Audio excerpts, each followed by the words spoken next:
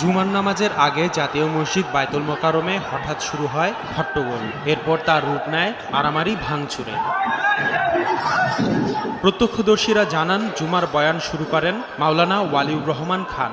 এর কিছুক্ষণ পর দক্ষিণ দরজা দিয়ে প্রবেশ করেন 6 সপ্তাহ ধরে অনুপস্থিত থাকা মসজিদের খতিব মুফতি রুহুল আমিন। সঙ্গে ছিলেন তার বেশ কয়েকজন অনুসারী। অন্যান্য জুমার দিনের তুলনায় শুক্রবার আগে থেকেই অনেক বেশি মুসল্লির উপস্থিতি ছিল বায়তুল মোকাররম মসজিদে। বিতর্কিত খতিব রুহুল আমিন সাহেবের সেই ছাত্ররা গোপালগঞ্জ থেকে ট্রাক ভাড়া করে নিয়ে ফজরের নামাজ থেকে তারা নামাজ পড়ে এখানে তারা এই জায়গা দখল করে আছে। মুসল্লিরা জানান, রুহুল আমিনের অনুসারীরা ইসলামিক ফাউন্ডেশন নির্ধারিত ইমাম মাওলানা ওয়ালিউরের কাছ থেকে মাইক ছিনিয়ে নিয়ে তাকে মিম্বার থেকে নামিয়ে দিলে পরিস্থিতি উত্তপ্ত হয়ে ওঠে। এরপর বাধে দুই পক্ষের মধ্যে সংঘর্ষ।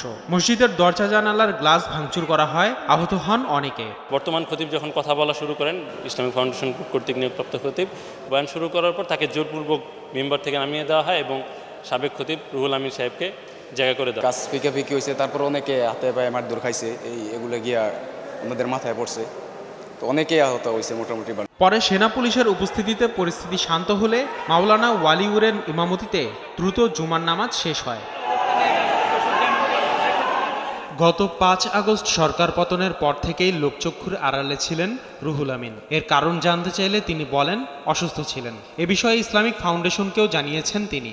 তবে দুষ্কৃতিকারীরা পরিকল্পিত ষড়যন্ত্রের মাধ্যমে জুমার নামাজের আগে সংঘর্ষ ঘটিয়েছে বলে অভিযোগ তার। কিছু দুষ্কৃতিকারী তারা পরিকল্পিতভাবে এটা এরকম করে করছে, খুবই দুঃখজনক। আমি তো অসুস্থ ছিলাম, আমার অফিসকে আমি জানাইছি আমি অসুস্থতা এবং মেডিকেল ছুটি। এরপরে আমার সবকিছু আমি সাবমিট করছি, বলছি যে আমি যাবো নামাজ পড়তে, আমি পারবো, অসুবিধা নেই। মুফতি রুহুল আমিন এতদিন অনুপস্থিত থাকায় জুমার নামাজ পড়ানোর জন্য ইমামদের একটি তালিকা তৈরি করে দেয় ইসলামিক ফাউন্ডেশন। নানা সময়ে আওয়ামী সরকারের পক্ষপাতিত্বের অভিযোগের পাশাপাশি নৌকা মার্কায় সংসদ নির্বাচনের মনোনয়ন চাওয়া সহ বিভিন্ন ইস্যুতে আলোচিত সমালোচিত রুহুল আমিন। কওমি জননী, আজ থেকে আপনাকে এই উপাধি দিলাম।